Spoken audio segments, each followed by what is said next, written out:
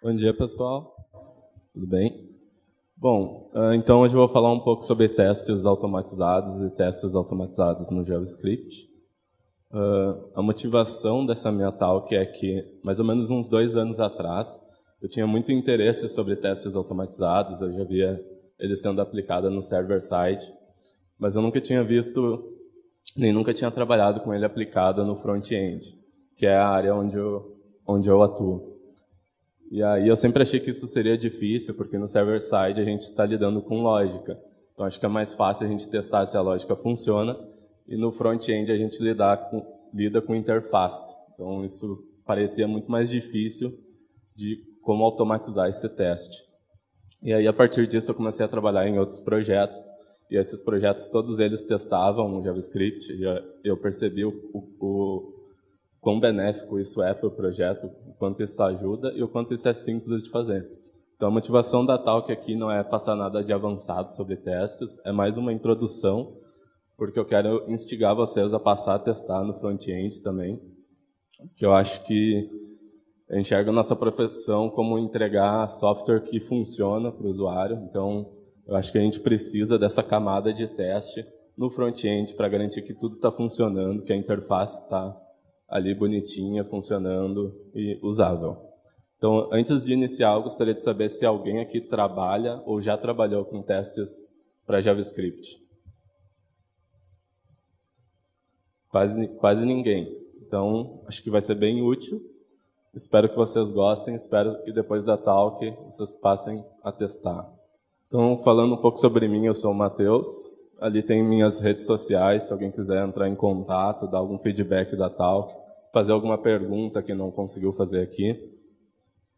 E a palestra também ela vai estar disponível depois naquele link do Speaker Deck, se alguém quiser olhar. E eu trabalho na empresa que é a CodeMiner 42, ela é uma boutique de software.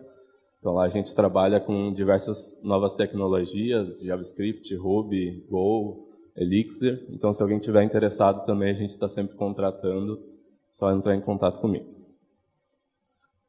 Então para a gente alinhar, então, o que é um teste? Um teste ele nada mais é do que uma verificação feita para garantir um determinado comportamento. Essa verificação ela pode ser manual ou ela pode ser automática.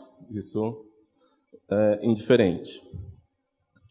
E aí vem logo a pergunta: testes são perda de tempo ou dinheiro?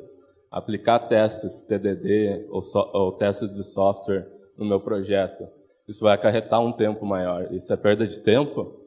É a pergunta que normalmente todo mundo faz. E ela tem uma resposta simples, que a resposta simples é não, e ela tem uma resposta maior, que é depende. Então depende do projeto. O teste ele é uma solução a longo prazo. Então nem sempre testar vai garantir um melhor resultado para o seu projeto, porque você vai investir um tempo necessário em testes.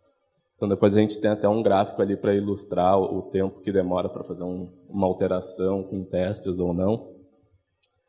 Mas eu acho, como eu falei no início, é uma obrigação nossa entregar software que funciona. Então, hoje em dia, o software está presente em diversos locais, né? Então, por exemplo, o software do avião que vocês usam. Quem já andou de avião, aquele software lá do board do piloto, será que ele é testado? Eu espero que não apareça lá um cannot call ID, property ID of undefined lá no board do piloto. Né? Máquinas de raio-x, o software está presente em várias áreas. Ele pode lidar direto com a vida de uma pessoa, então softwares de saúde, de raio-x.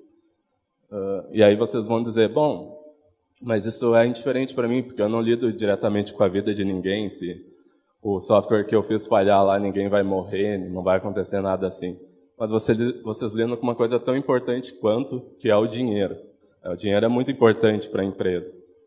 Então, um software com falha, ele pode até trazer algum problema legal para a empresa. Então, tu tem uma operação lá que não deveria acontecer e ela aconteceu por alguma falha na tua lógica, isso pode acarretar um problema sério para a empresa. Para quem trabalha com e-commerce, isso tudo precisa ser bem testado, porque tem dinheiro envolvido ali e tu não pode falhar com o dinheiro de outras pessoas, né? Tem internet banking, em aplicações de investimento. Quase todo tipo de aplicação vai envolver dinheiro e vai envolver para quem tem, por exemplo, software como serviço. Então, se o Netflix para de funcionar para determinada parte das pessoas, as pessoas têm o direito de processar o Netflix, porque ela contratou aquele serviço e aquele serviço não está funcionando como deveria. Então, tem diversos aspectos aí. Aqui é um link bem legal para quem gosta dessas listas. Então, é uma lista de 10 softwares históricos, com bugs históricos, que poderiam ter sido evitados com teste de software. Então, tem um bem legal nessa lista, que é uma sonda que a NASA criou. É uma sonda que era para ir para Marte. E aí, parte do software era feito com um sistema métrico e parte do software era feito com outro sistema métrico. Então, como eram diversos engenheiros e foi feito em diversos países, a maioria das pessoas usou centímetros, a outra maioria usou polegadas, e aí deu para ver que a sonda não foi parar em Marte, né? Então, por que testar o front-end? Como eu falei, a gente pode testar no server-side, isso já é comum, mas por que testar no front-end? Porque hoje, cada vez mais, o JavaScript assume responsabilidades, a gente vê aí gente fazendo single-page applications com Angular, com React, tem cada vez mais lógica e cada vez mais informação, regra de negócio, regra de fluxo no JavaScript. E isso tem que ser testado também, porque a gente tem que garantir que isso funciona. Não adianta garantir que a lógica de negócio lá no teu server-side está toda funcionando, se quando o usuário acessa, ele não consegue fazer a compra, ele não consegue efetuar o que ele quer fazer, né? Ano passado eu precisava comprar uma passagem de avião e foi um processo frustrante, porque eu pensava assim, pô, eu tô com dinheiro aqui, eu quero pagar, eu quero te dar o dinheiro, mas tu não deixa, porque eu tento comprar e não consigo comprar passagem de avião. Porque dá uma falha que não era inesperada e, como a palestra do Maurício falou bastante disso, não tem um feedback do que aconteceu. Eu não sei se eu não consegui comprar porque eu não posso ou porque eu posso e o site não está funcionando, então é muito difícil. Eu poderia listar diversos benefícios que testar o software te dá, como se tu tiver um software testável, vai ser mais fácil de dar manutenção, vai ser mais fácil de entender aquele código, vai ter uma diminuição de bugs no teu projeto, vai ser mais fácil de refatorar. O teste também ele serve como documentação. O Maurício falou muito sobre a reputação do teu produto, né? Então, se teu produto quebra, a reputação dele com o usuário vai diminuindo, e a reputação é o que te mantém. Então, a maioria dos benefícios, eles vão se traduzir em 2 benefícios, que é manutenção e qualidade. Então, se teu software não dá bug, se ele não quebra, ele vai ter qualidade, e os testes vão te ajudar na manutenção. Então, como o Maurício mesmo falou, a gente às vezes adiciona uma feature no nosso site, e depois de testes com o usuário, a gente nota que aquela feature não está boa, que a gente precisa adaptar, ou até às vezes tirar ela. Como é que a gente remove esse código legado, então, e garante que ele não está sendo reutilizado em outras partes? Como é que aquele meu site todo bem componentizado, como é que eu garanto que uma alteração naquele componente não vai gerar um problema em outro lugar, né? Então, eu não vou ter tempo de verificar todos os lugares que estão utilizando aquele componente. Então, é isso que o teste automatizado vai te ajudar. Então, existem diversos estudos sobre os benefícios de testar o software. Aqui eu dou um exemplo do custo de uma mudança no projeto ao longo do tempo. Então, a gente pode observar que é muito mais rápido começar um projeto sem testes, né? Você só tem que escrever o código lá, a sua lógica, e isso vai ser mais rápido de início, porque se você tiver que escrever o teste para ele também, você vai precisar investir um tempo nisso. Mas ao longo do tempo, daqui 2 meses de projeto, você precisa refatorar alguma coisa, você precisa dar manutenção, é muito mais fácil se esse projeto for testado, porque aí você pode alterar o código, você pode fazer a refatoração que você acha necessária, e você roda os testes e garante que aquele fluxo não quebrou. Quando o projeto não tem testes, é difícil tu ter essa garantia, essa confiabilidade. Então, o teste vai dar confiabilidade para o desenvolvedor. Também serve para pessoas que entram no projeto. Então, entrou um novo front-end no projeto. É um projeto gigante, tem 30 desenvolvedores. Como é que ele sabe que aquilo que ele vai alterar não vai causar um problema em outro lugar. Se tiver testes e for bem testado, ele vai saber que ele causou um problema que não era esperado. Então, outro estudo também revela que testar pode reduzir a quantidade de bugs do seu projeto de 40% a 90%. Então, esse é um dado bem interessante, porque reduzir metade dos bugs com teste automatizado já seria uma coisa muito boa. Então, espero que eu tenha conseguido convencer vocês a testar o software, escrever testes para o JavaScript, escrever testes para a interface. Eu vou começar agora, então, a falar um pouco mais da prática disso, como aplicar isso no seu projeto, do seu trabalho. Falando sobre o workflow, então. Como é que funciona? Primeiro, o workflow do TDD. A gente escreve um teste para um pedaço de uma funcionalidade. Então, a gente escreve o teste que a gente espera que aquele componente X vá fazer. Esse teste vai falhar, porque aquele componente ainda não existe. Então, nesse momento, a gente tem um teste que garante uma funcionalidade de um componente que não existe. E aí a gente escreve o código do componente. Nesse momento, a gente vai fazer o teste passar. Então, a gente sabe que o que era esperado para aquele módulo, para aquele componente, agora está sendo executado propriamente, está funcionando.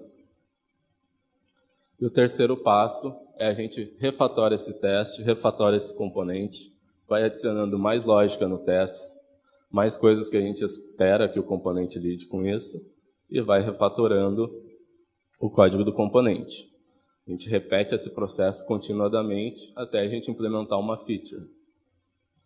Isso é o que a gente chama de Red Green Refactor. Então, a gente primeiro escreve um teste que falha, faz ele passar, refatora ele, faz ele falhar de novo, faz ele passar. A gente entra nesse círculo virtuoso, que é o círculo do TDD. E aí eu comecei a falar de TDD, a gente começa a pensar sobre metodologias de testes. Provavelmente algum de vocês já devem ter ouvido TDD, BDD, existem outros também. Se a gente olhar a definição, eles são bem parecidos, eles têm suas ideias, suas diferenças, mas eu não quero que ninguém se apegue muito a isso no início. Eu quero que vocês passem a testar e depois vocês podem pesquisar o que se adequa mais ao projeto de vocês. Mas elas são metodologias ágeis para testes que têm suas ideias diferentes, mas o objetivo final é o mesmo, que é ter uma aplicação confiável, de qualidade, uma redução de bugs. Ainda sobre o workflow, como é que funciona? Você descobriu um bug no seu projeto, o que você faz? Você conserta o bug e escreve um teste para ele. É assim você assegura que aquele bug não vai acontecer mais novamente. Isso também vai evitar aquela coisa que todo mundo já deve ter passado, que é consertar um bug num lugar e aí gerar outro em outro lugar. Como eu falei, uma aplicação grande a gente não tem tempo de sair investigando em todos os lugares que aquele código é reutilizado para ver se ele não quebrou. Então, por isso que os testes automatizados são importantes. E aí, falando sobre testes, existem diversos tipos de testes, diversos mesmos. Aqui eu vou ilustrar os três principais. A gente vai falar um pouco do teste unitário e o teste de aceitação. Mas existem outros tipos de testes que podem ser feitos na sua aplicação. O teste unitário, a gente então vai ter um código e a gente vai testar esse código isoladamente. A gente testa só a responsabilidade daquele componente. Então, o teste unitário, o que ele vai fazer? Ele vai validar os retornos, se aqueles métodos daquele componente estão retornando o que é esperado, se as propriedades que aquele componente assina estão sendo assinados, se os métodos que devem ser executados em determinado fluxo estão sendo executados. Então, o teste unitário ele vai te ajudar na qualidade do seu código, na confiança para você modificar ele depois. Você vai modificar e se a lógica que era para acontecer não está mais acontecendo, ele vai falhar. O teste de integração ele é bem parecido, só que a diferença é que no teste de integração tu não testa ele isoladamente. Tu testa um componente X junto com todos os componentes que ele deveria se comunicar. Então tu testa basicamente se essa comunicação está funcionando.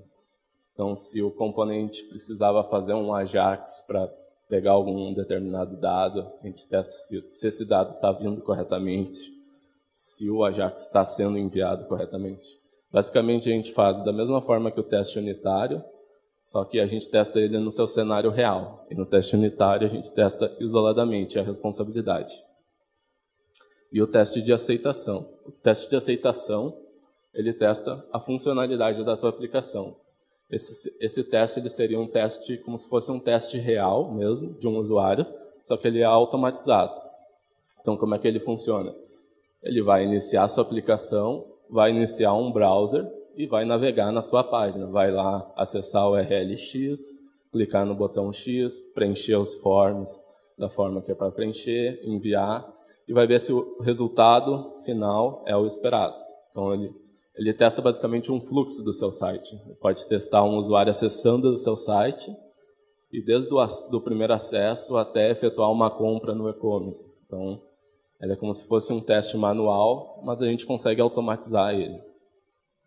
Ele vai te ajudar, então, na verificação se aquela feature está completa, porque a gente pode testar o código unitariamente e isoladamente, mas no cenário real, de repente, tem uma div transparente lá em cima do botão. Isso o teu teste não vai pegar, mas o teste de aceitação vai pegar, porque ele vai tentar clicar no botão e não vai conseguir. Como o Maurício falou, tem uma modal bloqueando. Então, o teste de aceitação ele vai conseguir pegar esses problemas. E aí, sobre testes unitários, então, a gente tem diversas ferramentas para testar. Tem o Jasmine, tem o Mocha, tem o Jest, que é uma ferramenta de teste unitário do Facebook. Tem o KUnit, que é do pessoal da jQuery Foundation. Então, o jQuery é todo testado com KUnit. E essas ferramentas, no fim, não importa muito qual ferramenta você escolher. Você pode escolher a que achar melhor, a que achar mais fácil. O importante mesmo é testar o software. Todas elas eu considero todas elas boas. Existem outras também. Então, aqui eu vou dar exemplos com o Jasmine, simplesmente porque ele é o mais utilizado. Jasmine e o Mocha são os mais utilizados. Vou dar um exemplo com o Jasmine porque eu acho ele mais simples, só isso. Então, como é que funciona? Então, vou dar um exemplo aqui. A gente teria, então, um módulo que é uma calculadora. Essa calculadora ela tem um método que é somar. Ela recebe 2 parâmetros e retorna a soma deles. Como que a gente escreve o teste para essa calculadora? Então, é bem simples. A gente vai utilizar o Jasmine.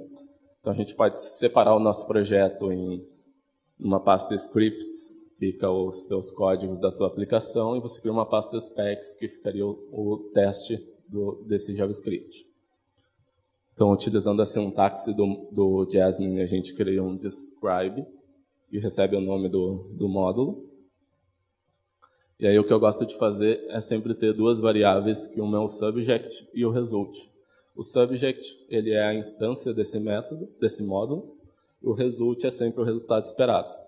Então, o que eu tenho ali é um bloco chamado before each. Esse before each vai executar antes de todo o teste. Então, cada teste que tu tiver vai executar esse before each, que basicamente ele está instanciando a calculadora.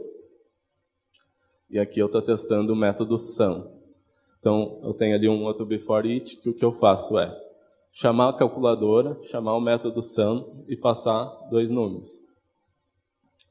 E aí eu testo se essa soma aconteceu da forma que deveria.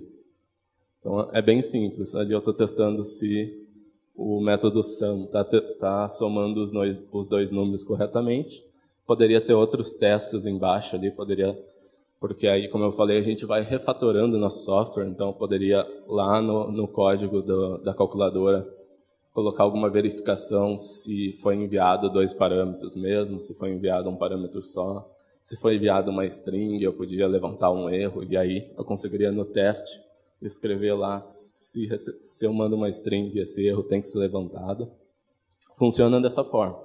O legal, então, a gente pode ver que o teste ali é bem naquela parte do expect. Ali. A gente espera que o resultado seja 8. O legal é a gente ter um expect por teste.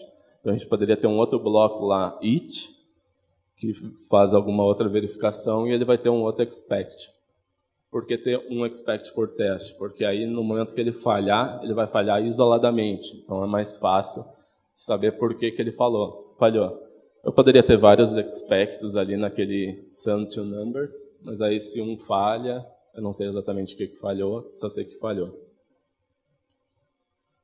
E aí, como eu falei de ferramentas para testar o JavaScript, eu queria falar de uma ferramenta em específico para rodar esses testes. Porque se vocês acessarem o site do Jasmine ou do Mocha, basicamente o que eles vão te dar é um Getting Started, pedindo para você baixar um zip, e nesse zip vai ter um HTML, e lá você coloca os códigos que você quer testar. Isso é muito bom para quem está começando, para quem quer aprender, quer brincar, mas eu acho que ele não escala muito bem. Então, porque no seu projeto você vai querer utilizar ferramentas de integração contínua, você não vai querer que esses testes rodem só na sua máquina, você vai querer que eles rodem no servidor automaticamente. Então, o Karma é uma ferramenta que te ajuda nisso. O Karma, basicamente, ele é um test runner. Então, ele tem algumas configurações. Por exemplo, aqui eu estou dando um exemplo de como instalar o Karma e utilizar. Basicamente, ele é uma dependência, então, no NPM. Você instala o Karma, você instala alguns plugins. Por exemplo, aqui como eu estou utilizando o Jasmine, eu preciso instalar o Karma Jasmine. Eu instalo o Karma Chrome Launcher, porque eu quero que meus testes rodem no Chrome. Isso é totalmente configurado, eu posso fazer ele rodar no Firefox, eu posso fazer ele rodar só na linha de comando. Então, quem conhece tem o Phantom.js, que é uma implementação sem a parte visual. Então, isso que é o bom do Karma, porque ele é totalmente configurável. Então, eu utilizava Jasmine, agora eu decidi que eu vou mudar para Mocha. Então, eu só mudo o plugin, não preciso mudar nenhuma configuração. Então, é bem legal que se você rodar lá o Karma init, ele vai te fazer algumas perguntas, como que ferramenta de teste você vai utilizar? Você está utilizando o Require.js? Você vai querer rodar no Chrome? Onde ficam os teus testes? Onde ficam os teus JavaScripts? Você quer que o Karma fique dando um watch, fique escutando as alterações nesses arquivos e rode os testes automaticamente de novo, depois de uma alteração? E aí você vai respondendo e, no fim, ele te gera um arquivo de configuração. Aí esse arquivo de configuração você pode modificar depois. Como eu falei, você pode trocar, então, o browser, em vez de rodar no Chrome, rodar num Phantom.js, que vai ser mais rápido, não precisa de uma implementação visual. O Karma é muito útil também para quem, sei lá, trabalha com S6 já, é muito comum. Então, eu quero escrever meus testes em S6 também, só adicionar um plugin do Karma lá para S6 e vai poder sair utilizando. Então, basicamente, aqui é um exemplo. Eu tinha colocado lá no meu package JSON no test script para rodar o Karma. Então, quando eu rodo npm test na minha aplicação, ele vai iniciar um Chrome, vai rodar lá todas as expectations e vai te dizer se tudo falhou, o que passou. Então, nesse exemplo aqui, ele executou 5 testes em, sei lá, 17 centésimos, não sei. E os 5 testes passaram. E aí, então, agora eu vou começar a falar de algumas outras ferramentas que são complementares e podem te ajudar a testar no dia a dia. Então, como eu falei, utilizando o Jasmine, a gente vai ter esses matchers, que são as ferramentas a API que ele nos dá para testar. Então, eu posso fazer um expect lá, que tal coisa to be true, ou to be 5, qualquer coisa assim. Posso pegar um array e utilizar lá expect to contain tal palavra. Posso verificar se é true, posso verificar se é equal, posso verificar se uma função foi chamada, posso verificar se um erro foi levantado e diversas outras coisas.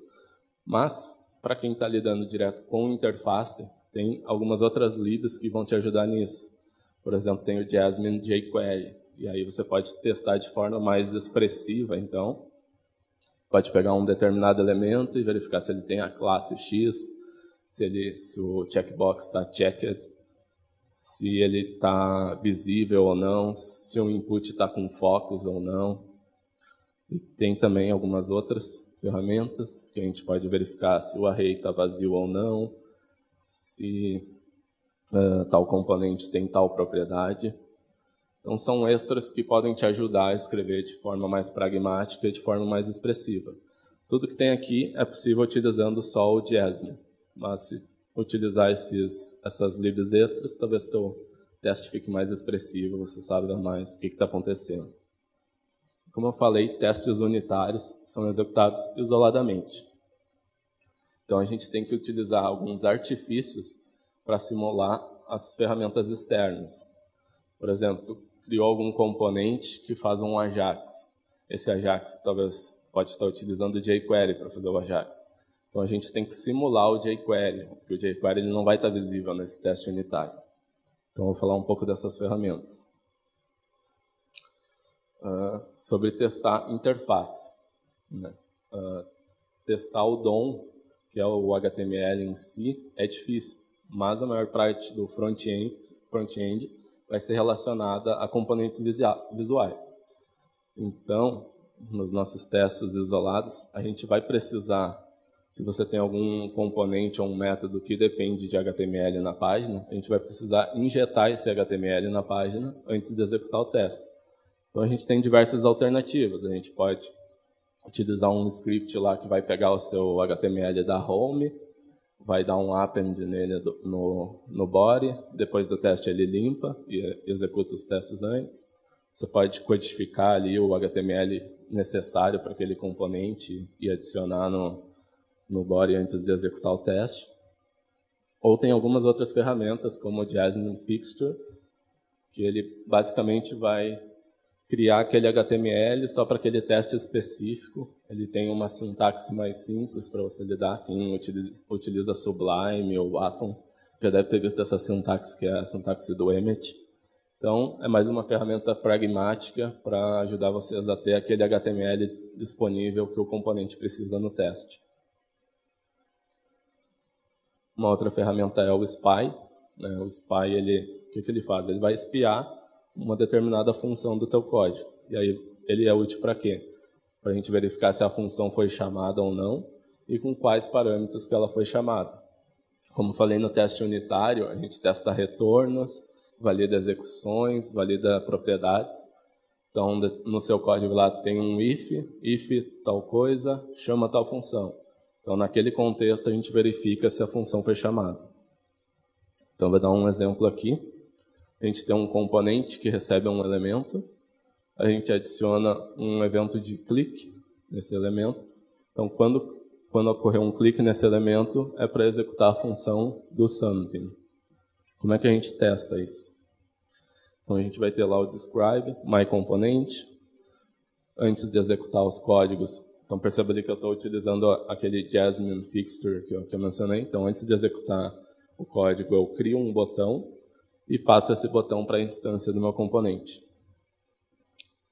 Aí, mais para baixo, então, eu estou testando quando o clique acontece, eu espio a função do something, eu adiciono um listener, e aí eu automaticamente dou um trigger de clique naquele elemento. Então, o que eu tenho que esperar? Eu tenho que esperar que a função do something tenha sido chamada. É isso que eu estou testando ali, então. Call do something, expect que o do something tenha sido chamado.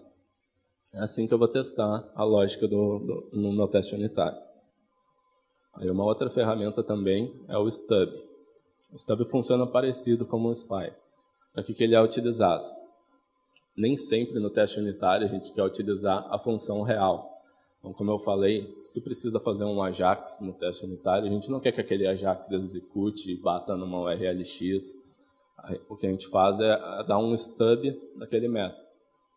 E aí, com o stub, a gente pode executar a função original, se a gente achar que é necessário, ou a gente pode retornar um resultado pré-definido.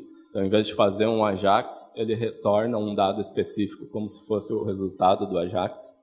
A gente pode chamar uma outra função fake, então uma função que simboliza a função do AJAX, ou a gente pode lançar um erro de diversas formas. Então ele funciona da mesma forma que o spy. Na verdade, quando tu dá um spy num método, tu também está dando um stub. O que isso quer dizer? Então, por exemplo, aqui a gente tem o componente fullBar, que quando a gente chama o método bar, ele retorna uma string. Quando eu dei um spy nesse método bar para ver se ele é chamado, quando eu chamar ele no teste unitário, ele não vai executar nada. Só vai me dizer depois lá se ele foi chamado ou não. E aí eu posso mudar isso com endCallTrue. Aí ele vai chamar a função real. Então, esse é o caso que a gente precisaria que chamasse um Ajax ou não. A gente pode modificar também esse método para retornar um outro valor específico. Então, isso é útil para se você tem vários ifs lá, vários contextos diferentes no seu componente, a gente pode modificar com determinada lógica. A gente também pode fazer ele chamar uma função diferente, a gente pode modificar o resultado daquela função. Então, a gente quer simular um determinado momento que o Ajax falha. Então, a gente pode ali alterar para chamar uma função que seria que o servidor está fora do ar, e a gente consegue prever isso no nosso teste unitário. Então, um outro exemplo aqui, utilizando um stub, a gente tem, então, uma funcionalidade que ela recebe um callback, ou seja, ela recebe uma função e chama aquela determinada função com determinados argumentos. Então, a gente consegue testar ali no describe sample. O que a gente faz é, a gente está utilizando ali o Jasmine create spy. O que ele vai fazer? Ele vai criar uma função que não faz nada, porque nesse caso a gente não tem uma função. Então, ao invés de utilizar o Jasmine create spy, a gente simplesmente podia criar uma var foo, recebe function que não faz nada. Poderia ser dessa forma também. Aí teria que dar um spy nessa variável foo. Então, a gente cria um callback que não faz nada, passa para o sample, e o que a gente espera é que ele tenha sido chamado, que ele tenha sido chamado com os argumentos certos, e que ele tenha sido chamado uma vez só. Então, a gente consegue testar de diversas formas a lógica do nosso teste unitário. Uma outra coisa também que pode ser útil, pode ser um problema que vocês podem enfrentar, é timeouts, callbacks que vão ser executados só daqui a determinado tempo. Então, o Jasmine também tem uma funcionalidade para a gente conseguir testar isso de forma correta, que são os clocks, né? São os timers. Então, a gente testa da mesma forma que o código anterior, só a única coisa que a gente faz antes, então, é inicializar um clock, e aí, na hora do teste, a gente consegue esperar que, naquele momento, o callback não tenha sido chamado, mas a gente muda o restante do tempo para daqui 2 segundos e a gente pode esperar que ele tenha sido chamado. Então, assim que a gente conseguiria testar um set timeout lá no código, por exemplo. E aí, então acho que eu consegui já passar algumas ferramentas úteis para vocês utilizar. Uma outra ideia simples é que nem sempre quando tu estiver modificando um componente X, você vai querer que todos os testes do seu projeto execute. Pode estar só trabalhando naquele componente específico naquele momento. Então, o Jasmine, ele te dá uma sintaxe específica, você coloca ali um F na frente, e quando você rodar os testes, ele vai executar só o teste dentro daquele bloco. Então, tu pode rodar o teste só de um it específico, ou de um describe específico. As outras ferramentas também têm isso. No Mocha, tu escreve it.only ou describe.only. É útil, então, para testar só um componente específico e não rodar o teste todo do projeto toda vez que tu faz uma alteração. E aí eu queria falar um pouco de como escrever um código testável. Como eu falei, o teste unitário ele vai te ajudar na qualidade do teu código. Então, se o teu código é muito difícil de testar, provavelmente ele não é um bom código, porque ele deve estar muito acoplado, deve estar fazendo muita coisa, os métodos devem estar com muita responsabilidade.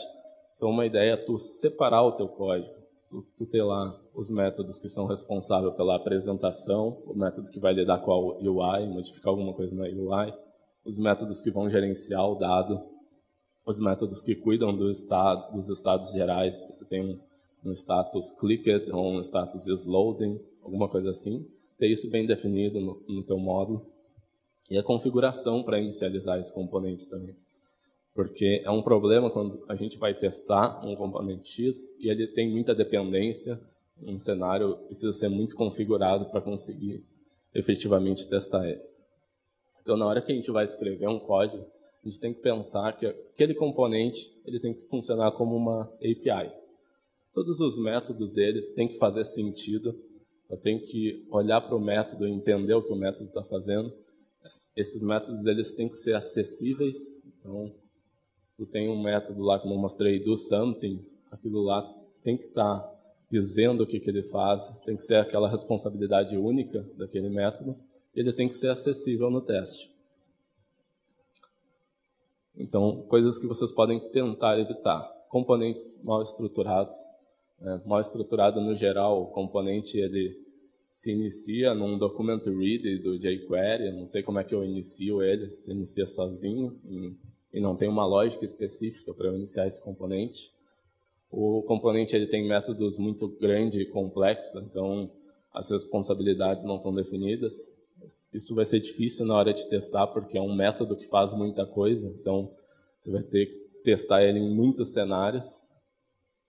Métodos muito acoplados, como eu falei, dependem de muita coisa. Então, antes de eu executar aquele método, eu tenho que ter configurado um estado X, eu já tenho que ter executado tal coisa antes, eu tenho que ter tal item disponível. Então, esse método está muito acoplado. A gente tem que tentar evitar isso. Funções anônimas também, nesse contexto, as funções anônimas elas vão funcionar como funções privadas. A gente não tem acesso a elas na hora do teste.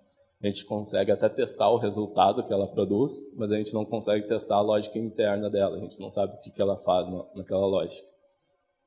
E estados não visíveis também.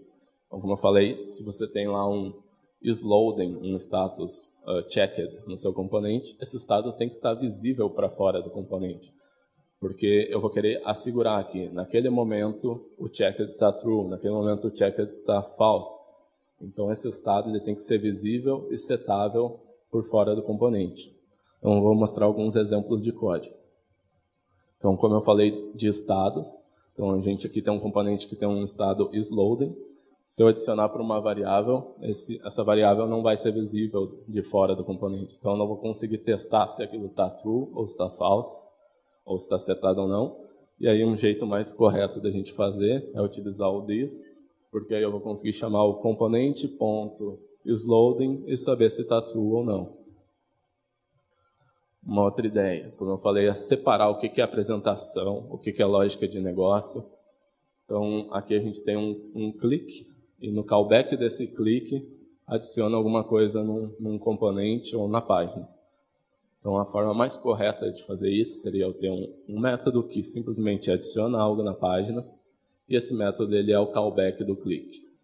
Então, quando eu testar se o clique está funcionando, eu testo só se o callback foi chamado. Eu não preciso testar se o item foi adicionado na página. Eu testo se o item foi adicionado na página, no método que é responsável por adicionar o item na página. Então, separa as responsabilidades, o que é apresentação, o que é lógica. Uma outra ideia é sobre configuração também. Então, eu tenho um componente que, quando ele é inicializado, ele vai lá e procura um elemento diretamente no body. Uma ideia melhor para facilitar os testes e para facilitar a reutilização é a gente pode receber esse elemento por um parâmetro. Então, no teste a gente não precisa adicionar o elemento no body, a gente simplesmente passa o elemento sob parâmetro para o componente. E aí ele verifica lá se ele recebeu o parâmetro, ele usa o elemento do parâmetro, se não ele vai lá direto no body e pega aquele elemento. E também separar o que é apresentação do que é lógica no JavaScript. Então, o legal é a gente deixar a apresentação para o CSS, que é quem deveria cuidar disso. Então, se eu preciso fazer uma animação de alguma transition, alguma transição de opacidade, eu deixo o CSS cuidar disso, e no JavaScript eu apenas testo se aquilo foi chamado de forma devida ou não.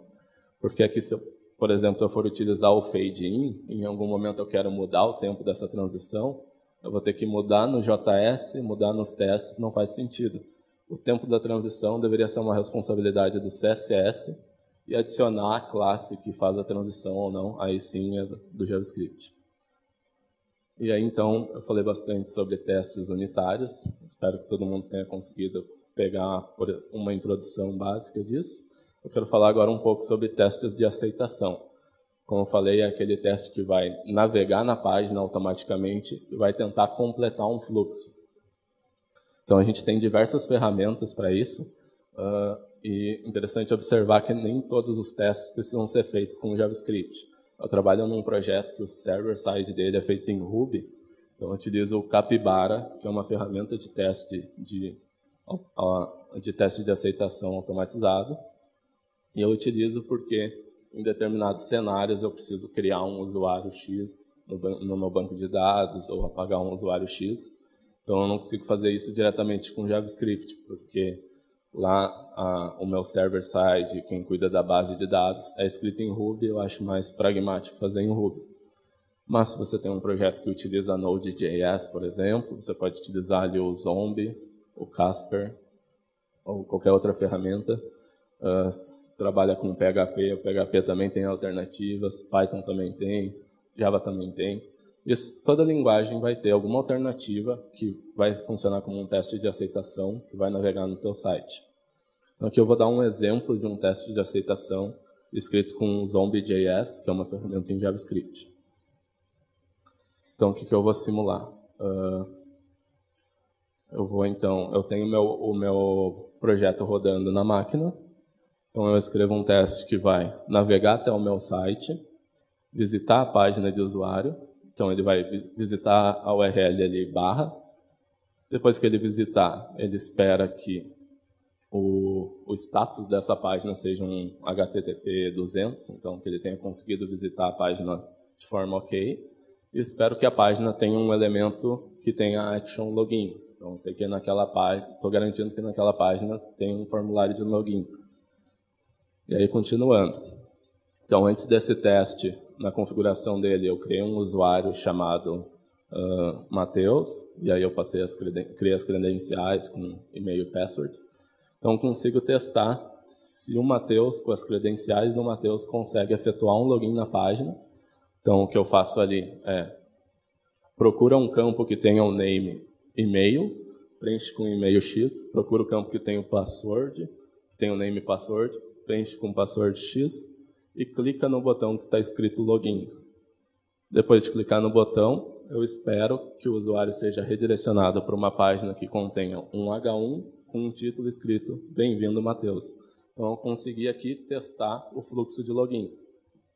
E aí eu consigo testar isso dando errado também, porque aí eu faço ele preencher um e-mail que não existe, com uma senha que não existe, e aí eu consigo testar se, depois de ele pressionar o login, o input, que tem o name e e-mail, recebeu a classe hasError, o password também. Eu consigo testar se tem um elemento com a classe errors escrito dados inválidos. Então, como o Maurício falou, uma abordagem legal é não apagar o e-mail do usuário e a senha se ele digitou o e-mail errado, por exemplo, um detalhe. Aqui eu conseguiria prever também. Então, eu conseguiria prever que o e-mail digitado lá, mesmo falhando, ele ainda é o value daquele input.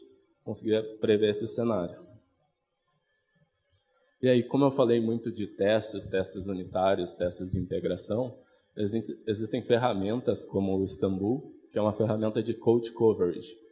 O que ele faz? A gente pode utilizar ele com o Karma, junto com o Karma, por exemplo. O que ele faz? Ele vai analisar o seu código e analisar os seus testes. E ele consegue te dar um feedback se aquele componente tem todas as lógicas dele testadas ou não.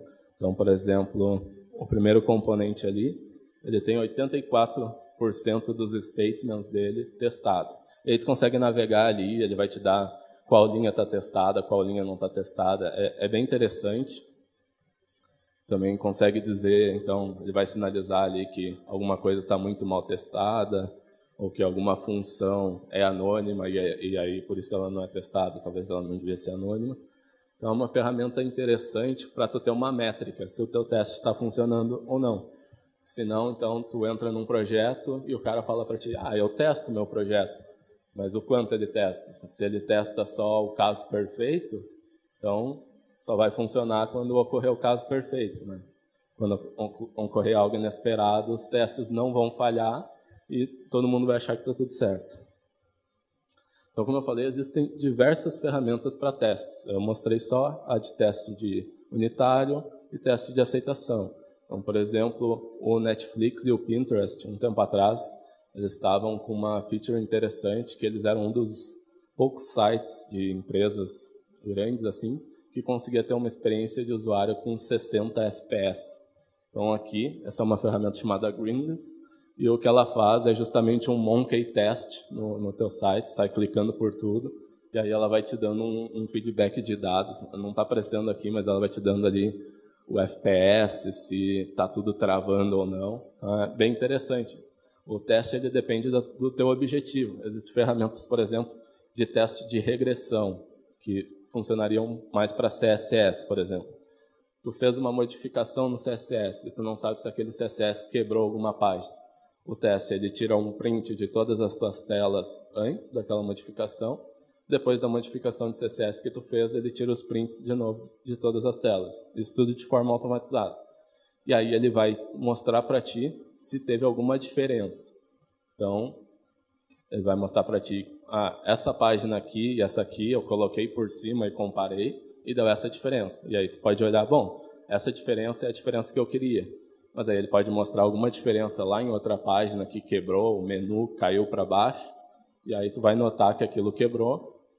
Então é um teste de regressão, sabe que tu fez uma alteração que CSS que quebrou em algum lugar não devia ter quebrado. Então é bom ter isso em mente, existem diversas ferramentas, talvez algumas se adequem melhor ao seu projeto ou não. Então, como eu falei, tu não precisa, eu trabalho num projeto hoje, que ele é um projeto mais ou menos grande, ele tem 50 desenvolvedores full-time, metade server e metade front, e eu acho que tem mais de 3.000 testes, tem mais de 3.700 testes só de JavaScript, só de teste unitário de JavaScript. Se eu for contar de aceitação, de server, vai ter muito mais. E eu rodar isso na minha máquina, toda vez que eu faço uma alteração, vai custar um determinado tempo. Como a gente trabalha com integração contínua, então eu preciso fazer uma nova feature, eu vou lá, baixo o projeto do GitHub, crio um novo branch, faço essa alteração, comito, abro um pull request para o pessoal fazer um code review dessa minha alteração. Se essa alteração estiver ok, se os testes todos passaram, se ela fizer sentido, ela pode ser mergeada no projeto. Então aí a gente pode utilizar ferramentas que vão rodar os teus testes em algum servidor lá da Amazon ou qualquer coisa assim. Então, para quem usa GitHub, tem diversas ferramentas boas para isso.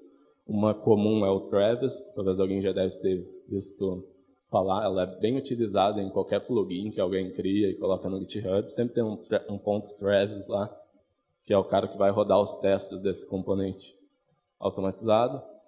Tem algumas outras também, então tem diversas alternativas. E é bem legal. Então, eu trabalho na CodeMiner, então se eu abro uma pull request de uma alteração, eu mando os testes rodar lá e vou fazer outra tarefa. Aí, se os testes falham, ele vai mostrar lá no GitHub que está falhando os testes, e eu recebo um e-mail também que o teste falhou. Eu passo lá e vejo por que ele falhou, o que aconteceu. E, da mesma forma, quando ele passa, então eu sei que está tudo ok, também recebo a notificação. Então, só para brincar, é mais ou menos isso que acontece na CodeMiner quando alguém faz uma pull request sem testes, né? A gente tem acordado lá que a gente tem que testar, tem que ter essa responsabilidade, tem que escrever testes para tudo que é feito, toda alteração, para garantir mesmo a confiabilidade, né? Muito do que o Maurício falou é interessante na reputação do projeto. Então, o projeto não pode quebrar para o usuário, senão a gente perde uma reputação com ele. Então, como eu falei muito de testes, eu não quero que vocês saiam paranoicos daqui, né? Eu mostrei sobre code coverage, por exemplo. Eu não quero que vocês saiam paranoicos daqui, tendo que testar cada linha do seu código, tem que ter sempre lá 100% no Istanbul, em todos os métodos. Então, essa foi uma pergunta interessante que fizeram para o Kent Beck. Para quem não sabe, o Kent Beck é o criador do Manifesto Ágil, lá, ele também é o criador do TDD, um dos criadores. Então, perguntaram para ele até quando ele devia testar. E aí ele respondeu que ele é pago para o código que funciona, não para escrever teste. Então, a filosofia dele é escrever testes até que aquele teste garanta a ele um nível alto de confiabilidade. Esse nível de confiabilidade depende do contexto, depende do que aquele componente faz. Então, se é um componente que é um formulário de contato e não é muito importante para a empresa, talvez ele possa ter uma carga menor de testes. Mas se é o carrinho lá do e-commerce, que é um negócio que é crítico, que tem que funcionar, então talvez tu tenha que garantir um nível maior de confiabilidade naquele componente, né? Imagina se o carrinho da Amazon para de funcionar para 1% dos usuários dele. Imagina quanto dinheiro eles perdem com isso. Entendeu? Então, por isso que, em partes críticas, a gente vai investir uma quantidade maior de testes, vai fazer o teste de aceitação para completar o fluxo, vai fazer o teste unitário, pode fazer teste de regressão. Então, a gente investe um tempo nisso, sabe? Como eu mostrei lá no início, depois de que o projeto tem um tempo, já tem lá 2 meses de projetos, 30 pessoas trabalhando nele, pessoas chegando, pessoas saindo, features entrando, features saindo. É muito mais fácil de eu dar manutenção num projeto que tem o teste do que o que não tem. Porque se não tem o teste, sinceramente eu estou indo na fé, achando que não vai dar problema. Eu faço alteração e torço. Porque eu não vou conseguir testar se em todas as páginas que aquilo é reutilizado, aquilo está funcionando como devia. Não vou ter tempo para fazer isso. E o teste automatizado vai tentar te garantir isso. Como eu falei, mostrei lá no início, ele pode reduzir de 40% a 90% a quantidade dos bugs no teu projeto. E não vai te garantir 100%, porque vai ter alguma coisa que realmente tu não testou, que não era esperado, que não tinha como acontecer, mas ele vai te dar essa segurança, essa qualidade, essa manutenção que tu precisa. E eu acho que é isso aí. Eu espero que eu tenha conseguido, então, passar uma introdução de como escrever testes para front-end para vocês. Que vocês tenham mais vontade de escrever testes para isso, porque é muito legal depois, quando tu está trabalhando com isso, vai lá, criou uma feature, escreveu 20 testes para ela, e aí tu vê tudo verdinho passando lá depois, dá uma sensação boa. Tu consegue confiar, tu consegue ir para casa sem ficar pensando, meu Deus, o que pode acontecer. E também é legal tu ver que um outro cara lá, em outro dia, um mês depois, fez uma alteração num lugar que não tinha nada a ver e quebrou teu teste. Então tu pensou, opa, se não tivesse o teste aqui, isso ia parar de funcionar e ninguém ia ficar sabendo. Então, é isso. Não sei se alguém tem alguma dúvida. Eu trabalho numa empresa que trabalha com performance.